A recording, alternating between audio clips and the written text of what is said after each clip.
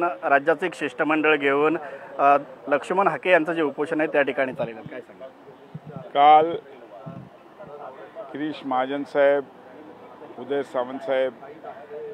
संदीपानजी भुमरेजी, गोपीचंदजी पडळकर साहेब, मी स्वतः आम्ही सगळे काल वडीगोद्रीला गेलो होतो. हाके साहेबांची आणि वाघमारे साहेबांची भेट घेतली आणि त्यांचं शिष्टमंडळ घेऊन आम्ही काल मुंबईत आलो आणि मुंबईमध्ये मुख्यमंत्री, उपमुख्यमंत्री आणि अजून आमचे विधिमंडळातील सहकारी धनंजय मुंडेजी आणि इतर सर्व हे मंत्र्यांच्या उपस्थितीत बैठक झाली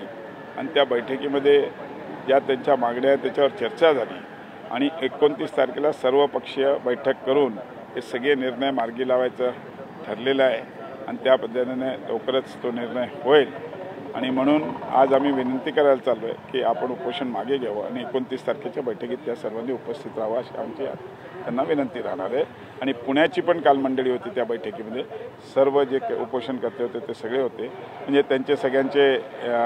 डेलिगेट्स आले होते आणि त्यांच्याबरोबर व्यवस्थित रितसर चर्चा झालेली आहे आणि मला नक्कीच खात्री आहे की आज आम्ही उपोषण